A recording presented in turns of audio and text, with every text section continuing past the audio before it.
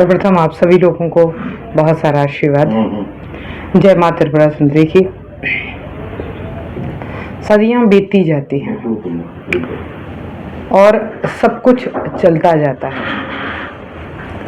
ये जीवन है, कई तरह की कठिनाइयाँ, कई तरह की परेशानियाँ हमारे जीवन में आता है, वो एक अनुभव दे करके जाता है।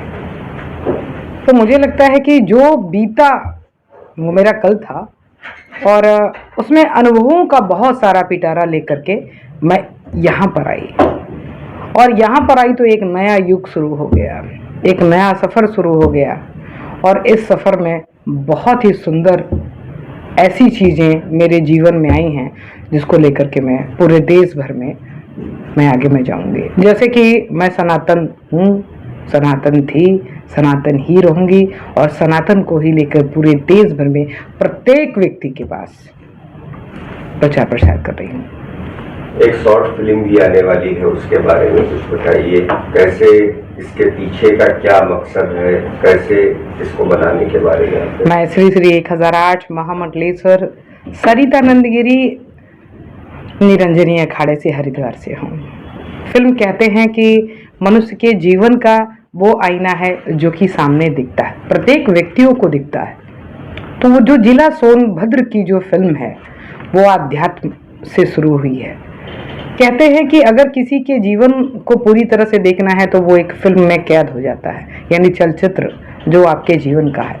बहुत ही कठिनाइयों भरा मेरा सफ़र रहा और कठिनाइयों के बाद भी अगर मैं आज यहाँ तक पहुँच पाई हूँ और आगे आध्यात्म से लेकर शिव विद्या से लेकर और आगे तक का सफ़र मुझे लगता है कि जिला सोनभद्र की एक छोटे से चलचित्र में है। और मुझे लगता है कि ये एक जो चलचित्र है प्रत्येक व्यक्ति के मन में, क्या बोल सकते हैं उसको, एक छाप छोड़ के जाएगी। जिसकी कहानी इस पूरी फिल्म में बताया जाएगा?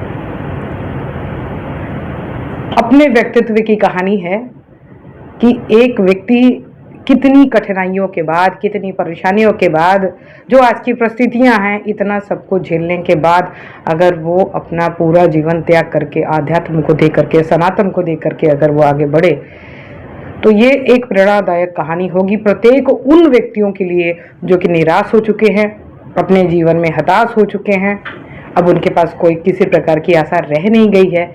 इसलिए उस फिल्म को दर्शाया जा रहा है ताकि प्रत्येक व्यक्ति को उस फिल्म से एक सीख मिले, एक मन में एक शांति मिले। और मुझे लगता है कि फिल्म ही एक ऐसा माध्यम होता है जो प्रत्येक व्यक्ति के जीवन को एक मार्गदर्शन देता है, जैसे कि सनातन धर्म को लेकर के आगे चलने वाले।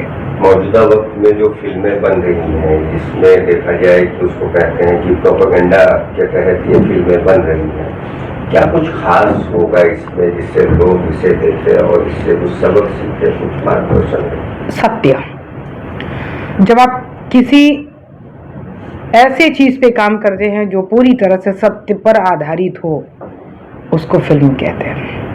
बाकी बहुत सारी फिल्में बना देती हैं, काल्पनिक होती हैं, काल्पनिक हम देखते हैं, लेकिन ये जो फिल्म है वो काल्पनिक नहीं है। प्रत्येक वो क्षण, प्रत्येक वो लाइन, प्रत्येक वो चीजें इस फिल्म में समाहित है जो कि सत्य पे आधारित है।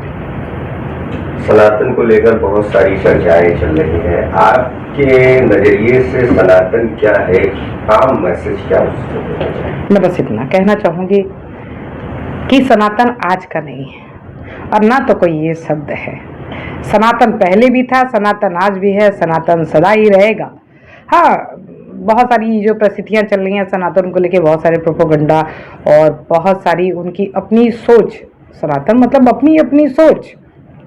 तो जो ये सनातन को लेकर के अपनी अपनी सोच बना करके रखे हैं, मैं चाहती हूँ कि वो एक जगह समाहित हो जाए। और मेरा ये जो कर्तव्य है, मेरा जो कार्य है, ये प्रमुख रूप से मैंने इस पद को धारण किया है। इसका प्रमुख कारण ये है कि मैं लोगों के भ्रम को दूर करूं और सनातन को पूरे विश्व तक लेकर के सनातन का झंडा फहराऊं। ये मेरी मनोकामना है, मेरी इच्छा है कि मैं इसे पूरे विश्व तक लेकर के जाऊं। क्योंकि आप जो फिल्म बना रही हैं उसका नाम ही सोनभद्र जिला है, जो यूपी में आता है। यूपी देखा जाए बीते कुछ सालों में एक राजनीतिक अखाड़ा बन गया है, कैसे वहाँ के हालात को आप देखते हैं?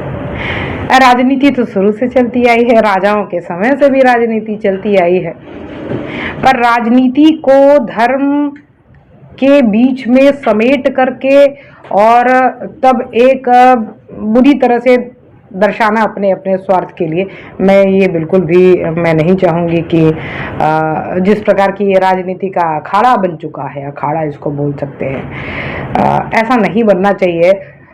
और इस मूवी का माध्यम ही है कि इन सब चीज़ों को दूर करके, राजनीति से दूर करके आध्यात्म तक का जो सफ़र है, यानी राजनीति से लेके आध्यात्म तक का सफ़र, आध्यात्म से राजनीति तक का सफ़र, ये इसमें दर्शाया गया है ताकि लोग समझ पाएं कि राजनीति भी आध्यात्मिक तरीके से की जा सकती है।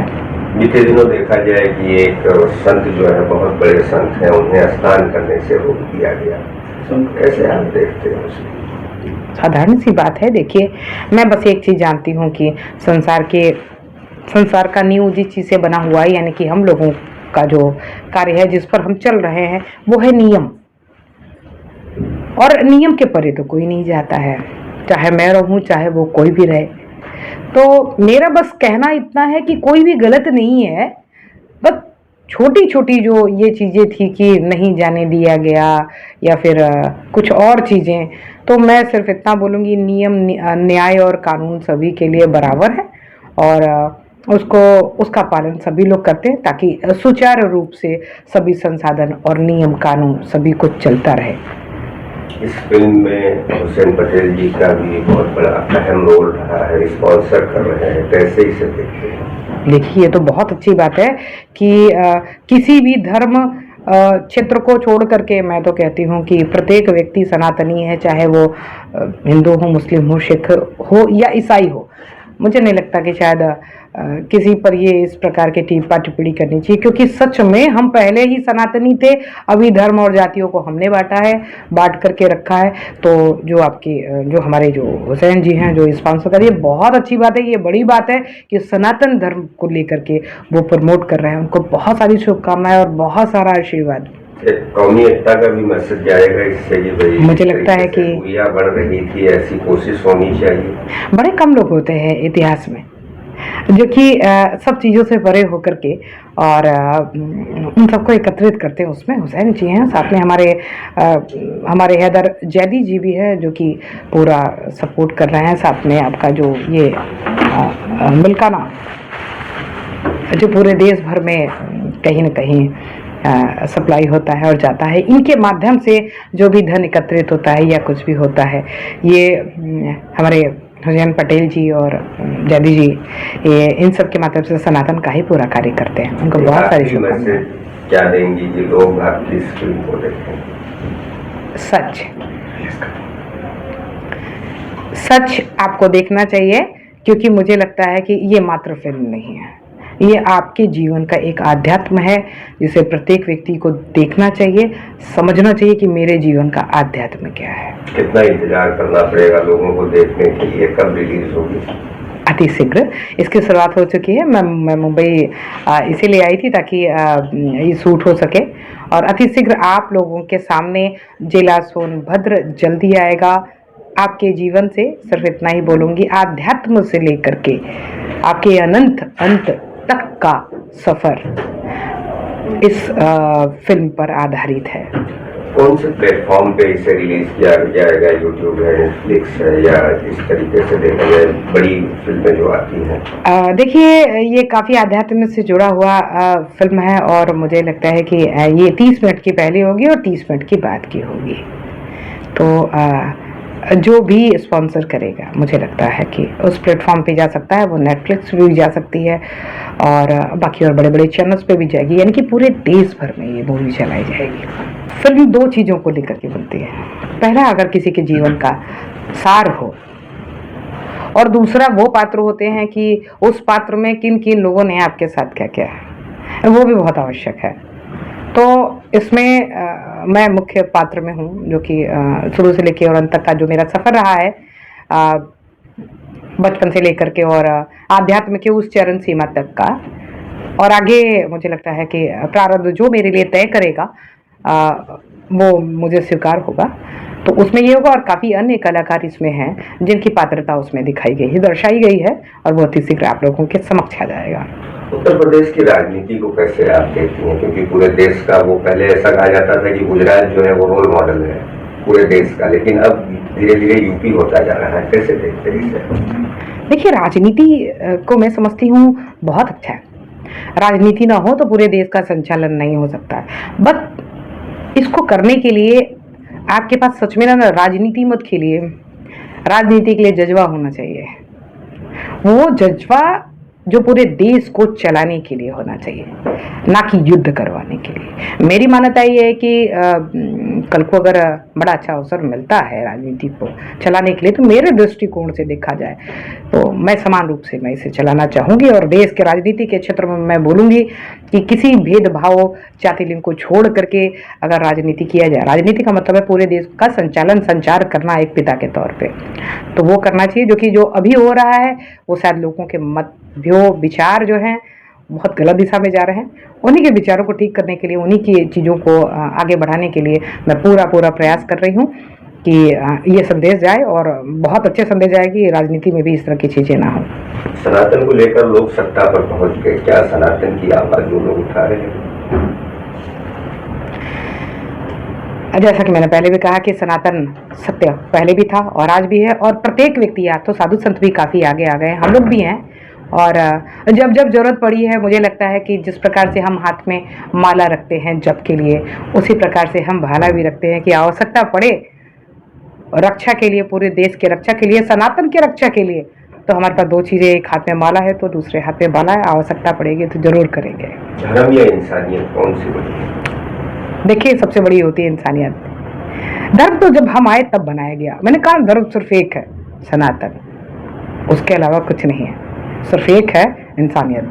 अगर हम इंसान बने रहेंगे तो धर्म का पालन भी बखूबी कर सकते हैं। बीते दिनों देखा गया कि एक सनातन को मानने वाला ही नौजवान जो अपने आप को दीपक कुमार कहता था, लेकिन जब कुछ लोग गए तो मोहम्मद दीपक वो बन गया। क्या इसकी जरूरत थी? मैं इतना कहना चाहूँगी, प्रत्येक व्यक्ति अपने स्वार्थ के लिए यहाँ पर कार्य करता है, चाहे वो कोई भी हो। तो जब स्वार्थ जब आपके ऊपर जब सवार हो जाएगा, तो दीपक सिंह से, दीपक पांडे से अगर वो हुसैन बनता है तो शायद उसके पीछे भी कोई और कारण होता होगा। वो व्यक्ति वो पात्र नहीं होता होगा कि वो हुसैन बन के काम करे या पांडे बन के काम करे। एक आम मैसेज जिससे दोनों के बीच एकता एक बात से मजबूत हो सके। हम सनातनी हैं, सनातनी ही रहेंगे। और एक बड़ा मैसेज मैं ये देना चाहती हूँ कि किसी दूसरे के बहकावे में ना आए, अपनी सोच रखें, आध्यात्म से जुड़ें, क्योंकि ये आपका अंतिम चरण है। और प्रत्येक व्यक्ति अगर अपने आप को आध्यात्म से जुड़ता है तो ये जितने प्रोपेगेंडा हैं और बहुत सारी चीज़ें हैं, मुझे लगता है वो समाप्त होंगी। कहते हैं कि जहाँ प्रकाश करेंगे वहाँ अंधेरा खत्म होगा, तो अब पूरे देश को प्रकाश की ज़रूरत है, ना कि अंधेरे की। 2027 की उत्तर प्रदेश जो देश का सबसे बड़ा राज्य है, उसकी राजनीति की बागडोर एक संत नारी शक्ति के हाथ तक जानी चाहिए। देखिए, मैं इतना बोलना चाहूँगी, नारी ही जनरात्रि है, और अगर देखा जाए तो धरती माता भी है, सभी माताएं ही हैं। तो कभी कभी जब बहुत पाप जब बढ़ जाता है तो तब माता का स्वरूप आता है विनाश करने के लिए या उद्धार करने के लिए। मैं तो चाहूँगी इस राजनीति में भगवाधारी अगर कोई नारी अगर आ जाए तो पूरे देश का कल्याण हो जाएगा।